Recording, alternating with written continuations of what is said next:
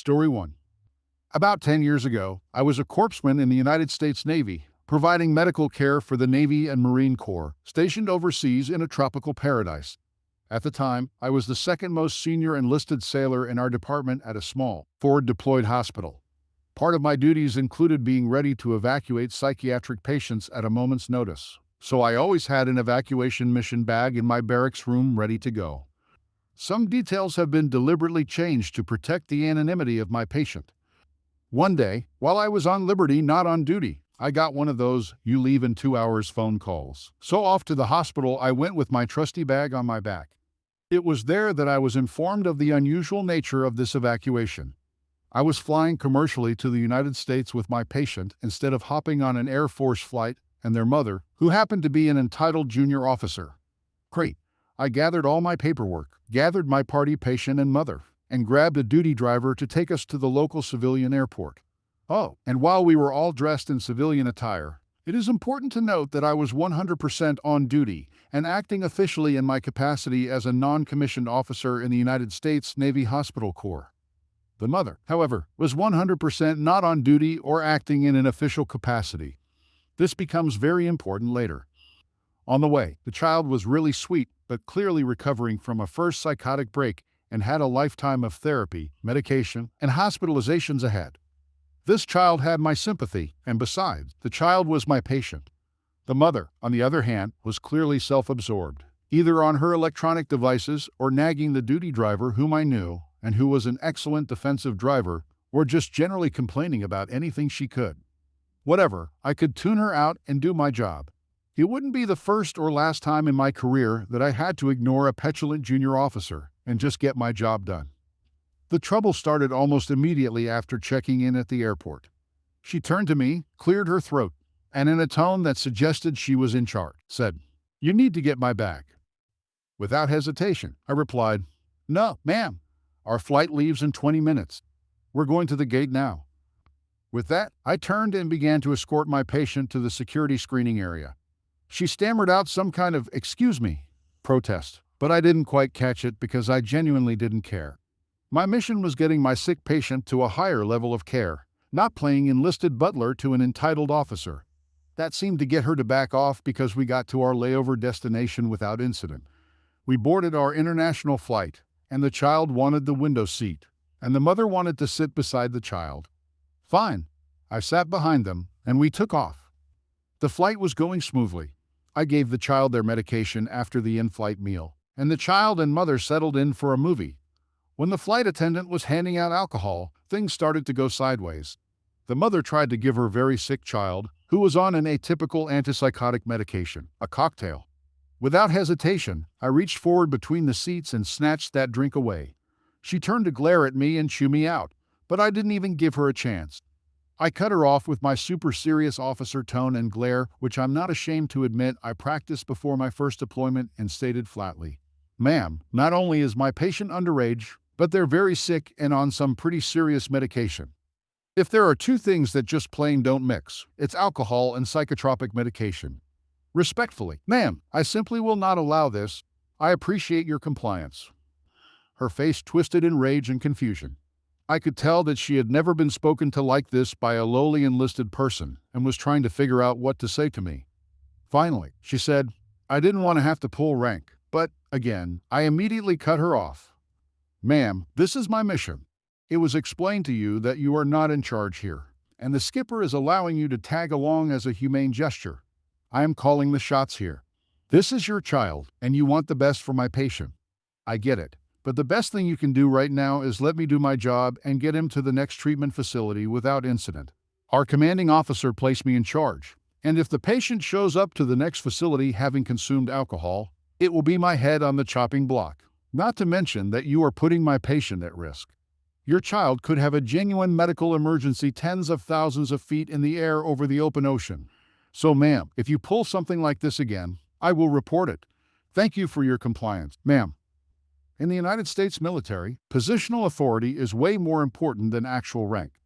This means that since the patient was released to my custody and the chain of command placed me in charge of this mission, my positional authority simply trumped her rank and even her status as the child's parent. I had the paperwork to prove it to any authority. Back to the flight. After being told she wasn't in charge, she scowled at me and told me that when we landed, she was going to call the police or something. I didn't really care as I leaned back and began documenting the interaction for my own personal records. Anyway, we landed, and no police were called or anything. So whatever she said was an empty threat. We were about to go through United States Customs when she insisted that she go through Customs first. Then her child, then me. The cocktail incident was still fresh on my mind, and I was convinced she was going to try to pull some shady nonsense, so I shut her down. I informed her that to maintain her child's security and health, I had to go first, followed by her child, then her. She protested, and the protests started to get us stared at. Somehow, we made it through customs without her or the child taking flight or any of us getting detained. She whined and complained loudly the entire wait. I was seriously concerned that we were going to get detained.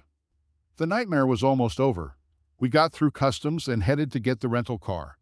All I had to do was get the patient to the next medical facility, give a report, turn over effects, and I was done.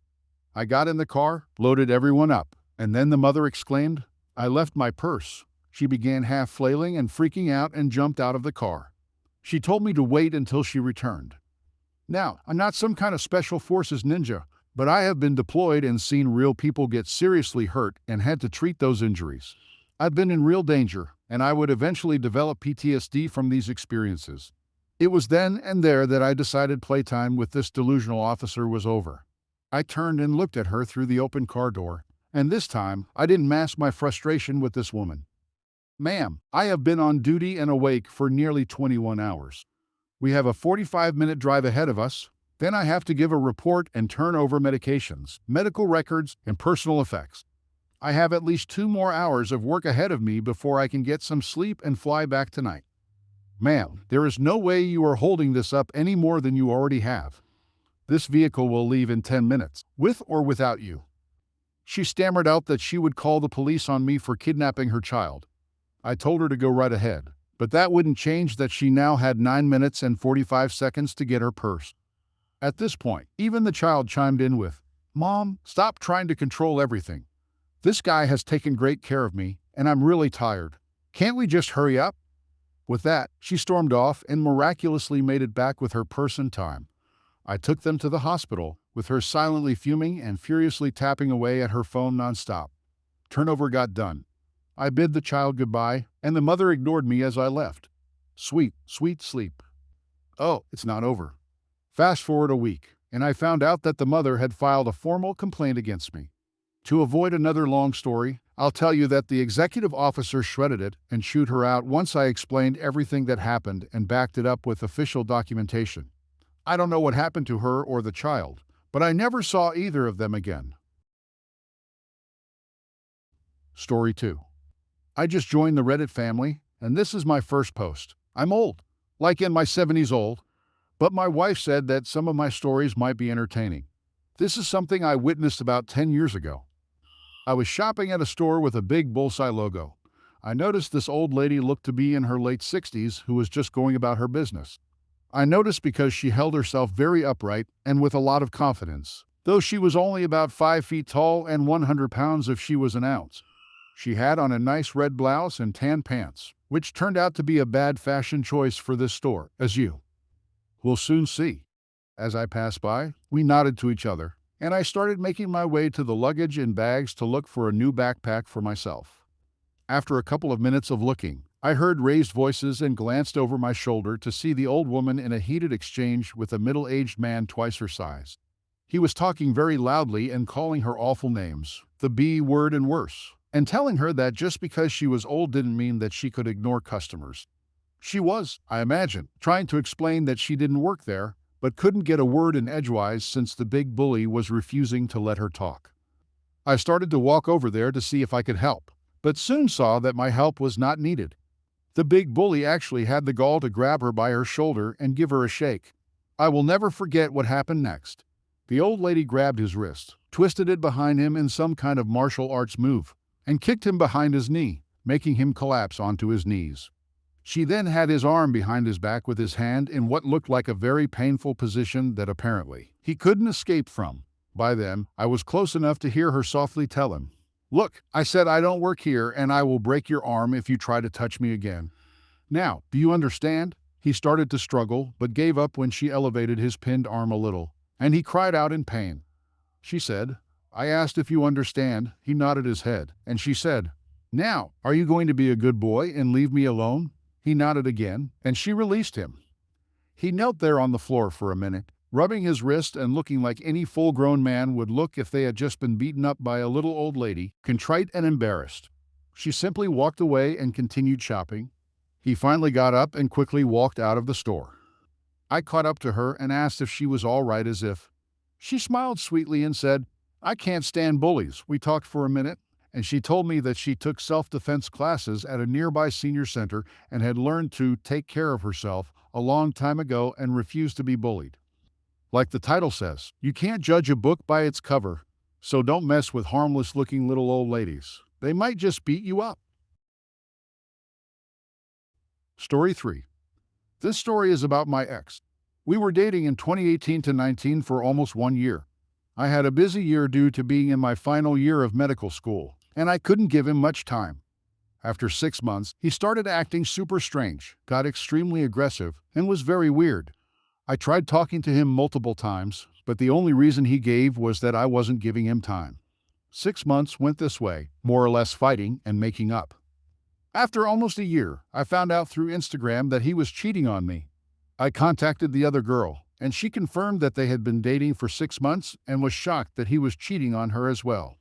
When she confronted him, he said absolutely vile things about me, that I was forcing him to be with me, stalking him, and called me many names. So I sent her all our recent chats and pictures and the one anniversary gift that he sent me. He got dumped pretty fast by both of us. Later, he kept calling and texting me, blaming me for spoiling his relationship and causing his mistress pain. Then he said something that was honestly the most painful thing. Me being a doctor, his mother always consulted me, usually for a second opinion. He introduced me as a friend and always used to say he wasn't ready to tell her that I was his girlfriend. But he had introduced the new girl with whom he cheated on me as his girlfriend, which made me furious. I made a petty revenge plan. He worked in his family business, which was led by his mother. So first, I called his mother and told her everything. And I also mentioned that he was a big user of a certain green plant and probably smoked 5 to 6 joints per day. She gave him a hard time and fired him then and there. He called me and started giving me a hard time. So I told him if he kept calling me more, I'd call the police and inform them he was illegally growing that green plant. It was just a threat to make him leave me alone. But by some coincidence, the next day, the police actually showed up at his place for some other legal work and to meet his mother. He was higher than a kite and was panicking so hard that he just went to a police officer and confessed to smoking that green plant and growing one plant. Everyone was shocked. I'm from a place where all green plants are still illegal. Due to his family having connections, he was only slapped with a few fines, and no report was filed. But his mother kicked him out of their family home. His mother called me later to apologize and mention all this to me. She was genuinely so upset with him. We are still in contact, and she is the nicest lady.